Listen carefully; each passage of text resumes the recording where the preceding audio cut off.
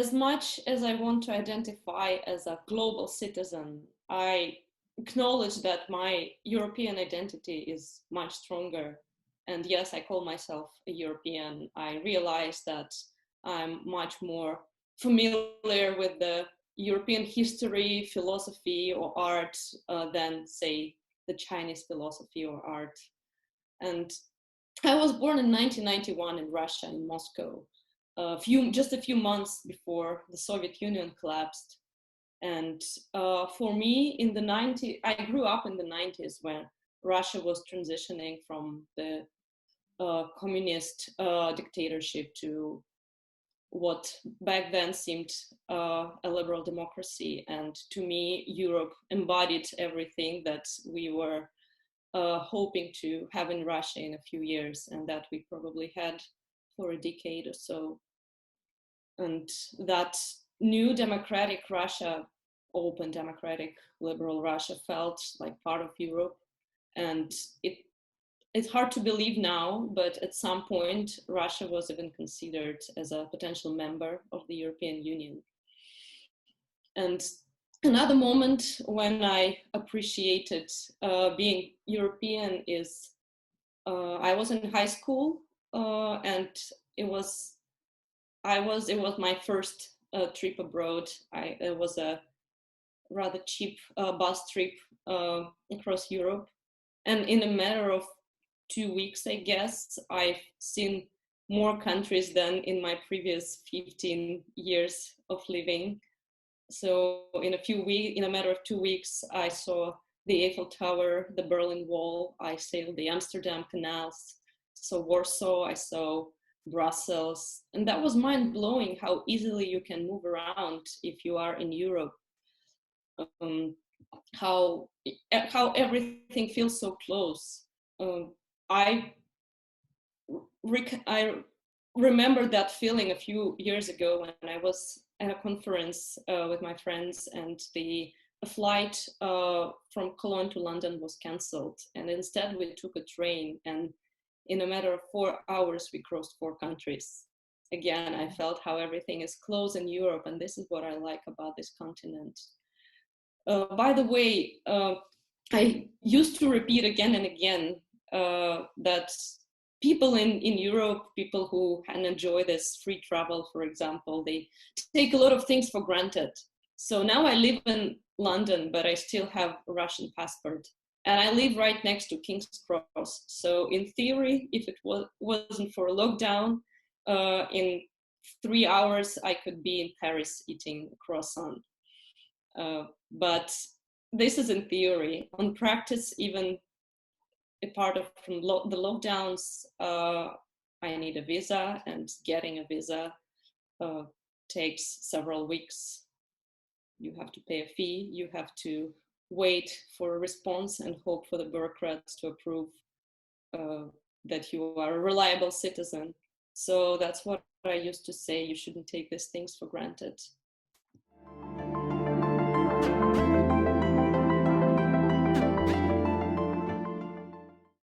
For me, the moment when I realized the importance of what we call the European values was 6 years ago exactly, and it was in Ukraine. It was the time of what was later called the Revolution of Dignity, when millions of Ukrainians gathered in the center of Kiev on the Maidan Square to protest against the pro-Russian government. And essentially, they faced the choice between going back to the Soviet Union to 2.0 and joining the European family.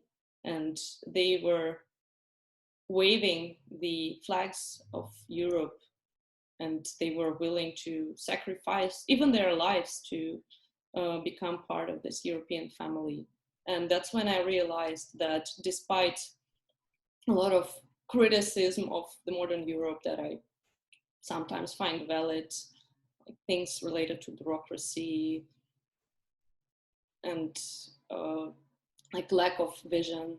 Despite all of this, Europe is not about bureaucracy. Europe is not about the sophisticated governance system. It's about, or regulations. Europe is about freedom.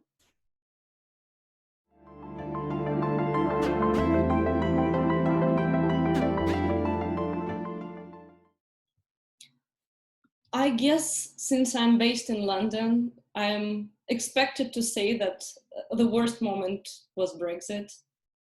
And that was painful, indeed painful, to watch this 3-year-long saga of trying to reach the deal. In the end, you were just hoping that it will be some deal. And it was a relief to see that there was a settlement finally. And I remember back a few years ago when I was applying for a master's program in Oxford, that I said in my personal statement explaining why I want to study in the UK, I said that for me, the UK is the country with the most stable institutions. It's I want to, because I want to study public policy, I want to learn how United Kingdom managed to remain a stable democracy for so long. And ironically, it was when I was writing that letter, it was April 2016, 2 months before a lot of these things were challenged. But again, if I say that said, if I say that Brexit was the worst moment, that wouldn't be true. Because again, people in the Western Europe, they take a lot of freedoms for granted. And as much as it is annoying to see this all from inside, I know that things that are happening in countries like Hungary or Poland, this creeping dictatorship, the creeping dictatorship in Hungary and the constitutional crisis in Poland, and the rise of anti-liberal and sometimes pro-Putin politicians in different countries is a much more is a real threat to liberty. But again, if I'm to name the worst moment, that would be beyond the European Union. That would be Belarus, and what is happening now and what has been happening in the last half a year, the very brutal oppression of people who are defending their votes. As we all know, there was a presidential election which Lukashenko, who has been in power for 25 years, have unquestionably lost with a very big margin. But the legitimate president-elect had to flee the country, and hundreds of people, including some of my friends, were arrested, beaten, tortured. They live in constant fear because they want to live in a country that is not some relic of the Soviet past, that is one of this Western liberal democracies. So this is, I guess, the most tragic moment of the recent European history.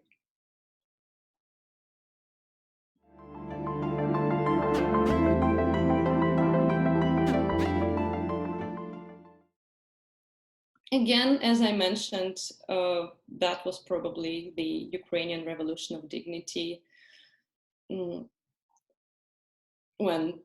this is what I guess the established democracies in the Western Europe have in many ways overlooked, underappreciated, that actually the largest country in Europe by size, a huge country on its eastern borders, is willing to work hard to become part of this European family.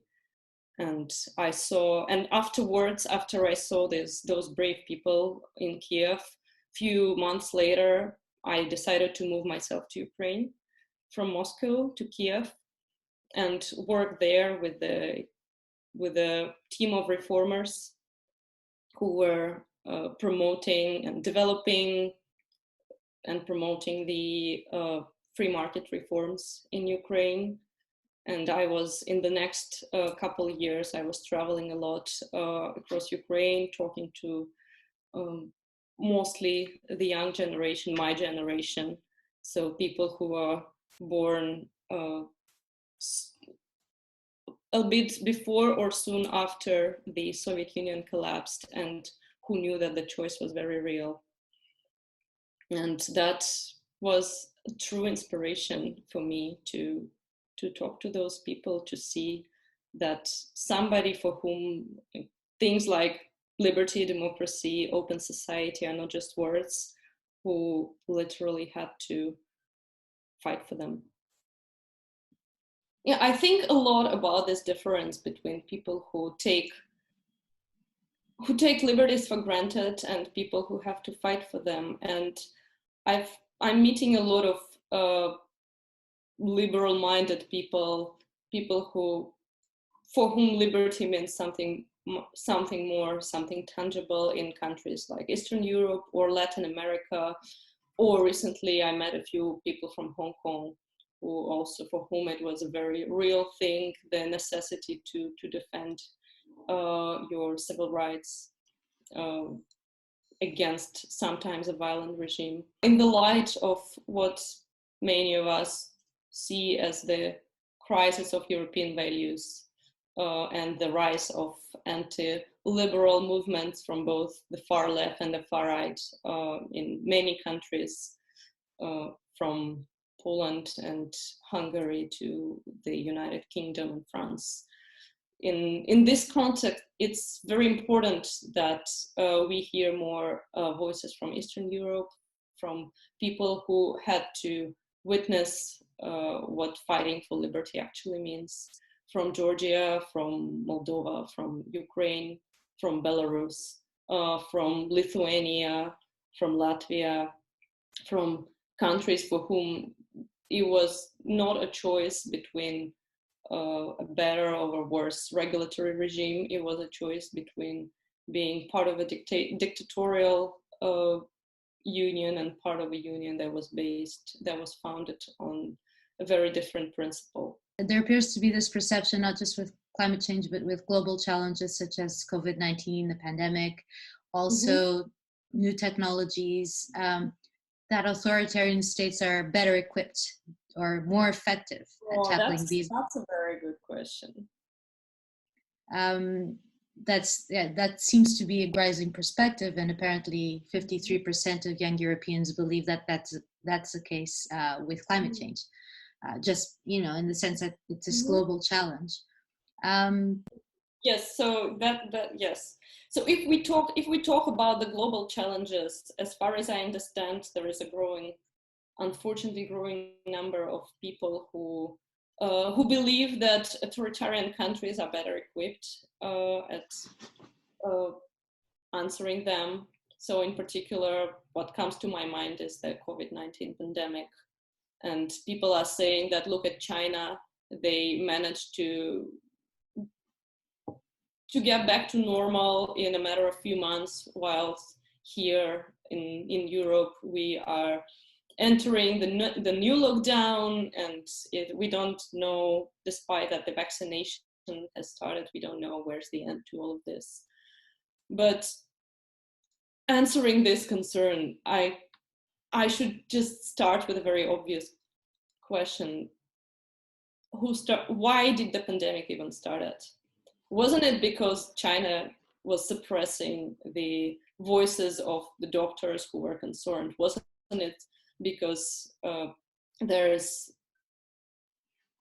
no freedom of speech in countries like China? Wasn't China in the very beginning responsible for the delayed response to this? And of course, I cannot but talk about Russia, which situation which I'm from, and I'm very familiar with the situation. I know very well how the information about the COVID deaths, for example, is being faked there. It was documented by many independent investigators, And I have no reasons to believe that in other authoritarian countries this is better. And I have my family living in Moscow, and I see how actually bad this country, Russia, is answering to the challenges of the pandemic. And I see how much the Russian government puts their political goals above people's lives. So, for example, in summer they were pretending that nothing was happening because they wanted people to go to vote for, by the way, changing the constitution in favor of Putin remaining in power for as long as he wants. So they believe that the virus can obey their commands like they are used to have people obeying their commands.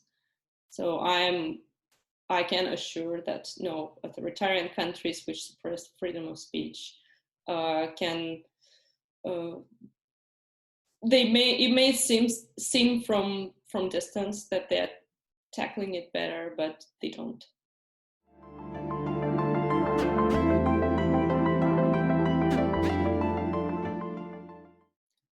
I should say probably that the most important thing that I have to thank the EU for is meeting a lot of great people. I'm part of a movement called the European Students for Liberty. It's a network of liberty-minded people from all over Europe, from different countries, from Ireland to Kosovo to Turkey to Estonia. And because in Europe everything is so close, I was blessed to meet them, and I can keep in touch with them. And it's hard to keep track of their movement because you can one day you're in some of my friends is in Italy, then she finds a job in Germany, then she finds love and moves to Ukraine or Georgia. And this is very inspiring to watch. My favorite story is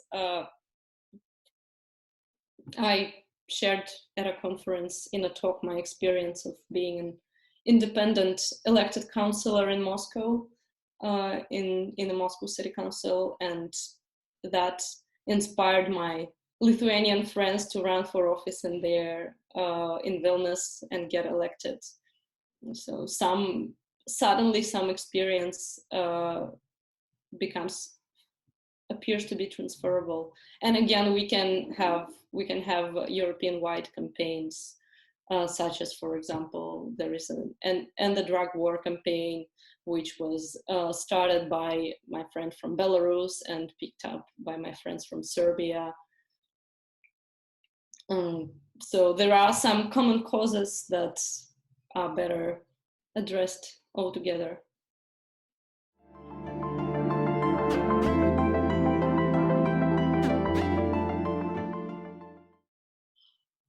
I do hope that within the next 10 years or so, Europe will be able to reinvent itself, if I might say so, as the beacon of liberty,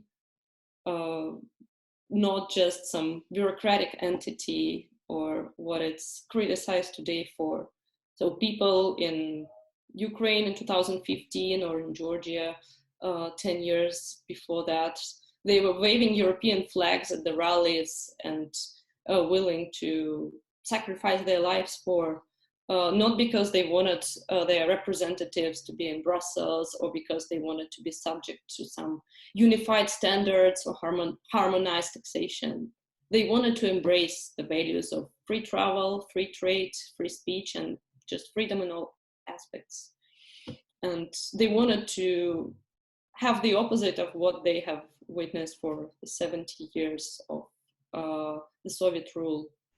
And now that I'm afraid the US seems to be losing this role of the beacon of democracy and freedom, who else could pick it up other than Europe? Unfortunately, for me as a Russian it's very painful to see how many people in the West are having a soft spot for Putin and the Kremlin.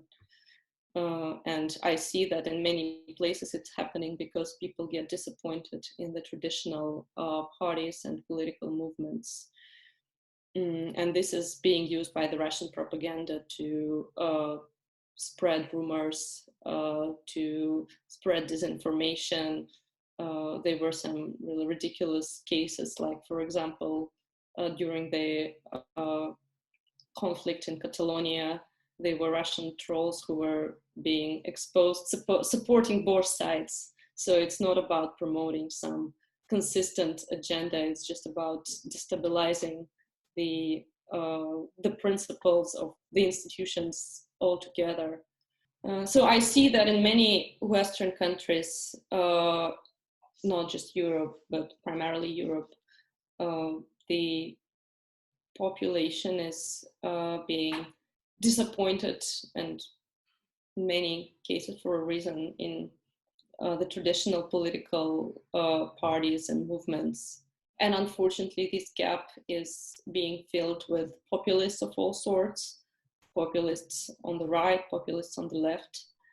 But I see no reason why instead this gap cannot be filled by more global-minded libertarian people who cherish freedom and open society and free movement and free speech.